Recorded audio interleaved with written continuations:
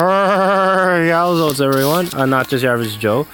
So, one of the first few rewards you get is Eliwood, and I don't remember it being this early compared to other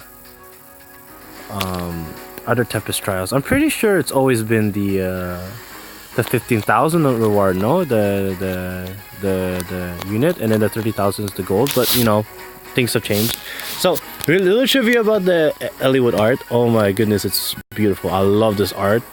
So, I mentioned it before. I'm gonna mention it again. So, Marcus, who was a retainer of Roy, and Lil and I had a support conversation, and Marcus is the Jakin character of Roy's game, and he's actually also in Eliwood's game, but younger. So Lilina's trying to, you know, she's like saying how like she loves Roy, but she doesn't know what to do or how to get his affection and feelings. And Marcus tells the story about how Eliwood went to the ends of, you know, there's this rare white flower, and it was in, you know, towards the ends of the earth, and in order to show his love for his, you know, wife, he went all the way there for these white flowers. And you know, it's such a sweet story, and then it's like saying how, and they kind of represent it really well here, because like he's holding the white flowers, and I think anyone would really like a kind of care for affection like that. And they even put in his weapon Casablanca, so I'm pretty sure that means White Castle. I guess maybe that's a reference to him or the flowers. I don't know, but it's really cute, and I find it really funny that that they're both. He's beside Ninian. I mean, Ninian is basically the canon mother. You do have two other options, being Lynn and Fiora, who is Florina's older sister, but Fiora is the very rare one that almost no one decides to pick, because she comes really late, and Eliwood's supports are usually well developed by that point, compared to the other twos. Compared to the other two. Well, I think she comes before Ninian, though. Actually, before you are able to play Ninian, I think Fiora comes first. Anyways, I just kind of want to talk. Trident attack seal, probably the least interesting out of the three, but still has its uses. No, Forces is really interesting to me, because who can stomach minus 10 attack but no, is it minus 10? What's the full fortress effect? Minus 5 plus 5? I have a nest. Let me check. So the full fortress effect is minus 3 plus 5. Okay, so who can stomach a minus 6? Now that's my question of attack, because say you want a double stack fortress resistance.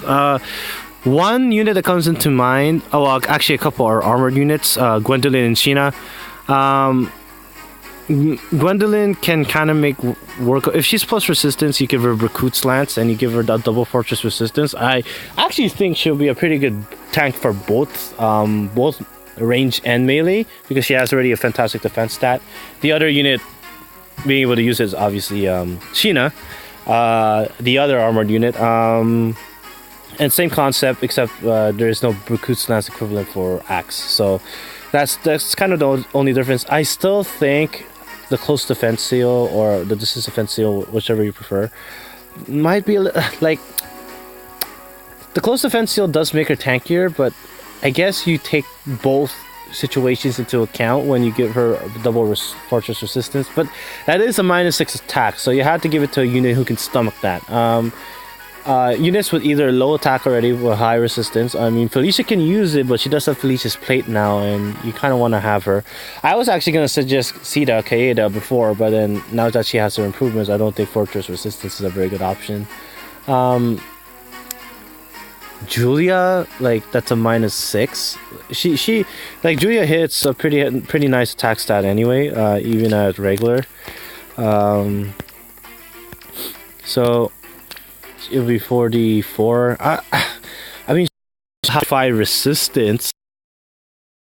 That's what I want.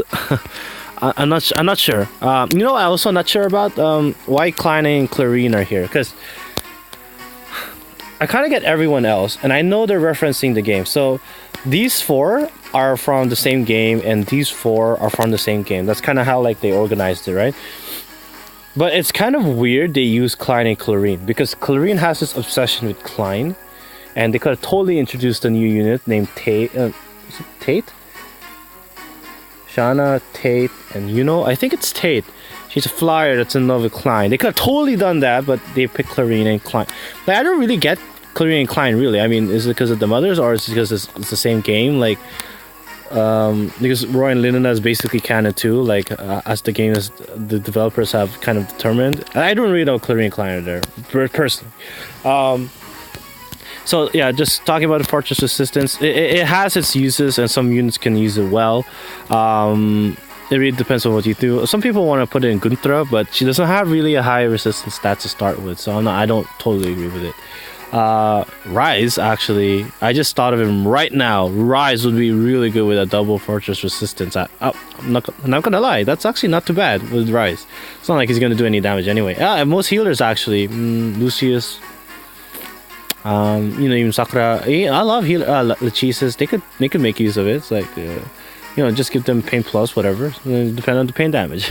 All right.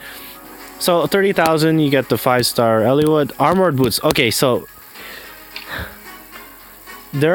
every other seal that exists, minus the more useless ones like seal attack, I've always wanted more than one of. This is the one seal, because I was like, I can stomach numerous distant defense seals. It'll be annoying, sure, but I can stomach it.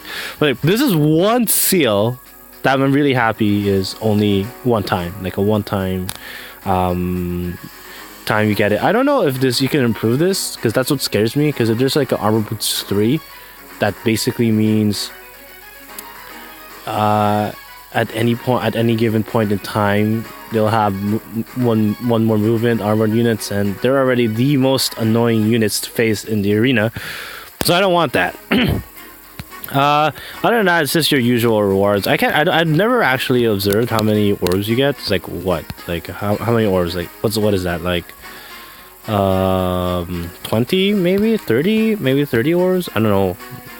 40 is stretching it, so maybe 30, maybe like 10,000 feathers in total, and some jewels. We do get a Earth's Blessing, but I think it's just the one. Maybe we had one earlier.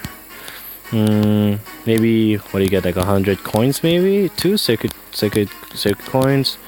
Nah, I'd finish like after 40,000 you don't even get, after your 30,000 you don't even get any sacred coins, so it's all just a feather, the universal crystal, and feather, and some orbs. So yeah, that's gonna be the conclusion for everything.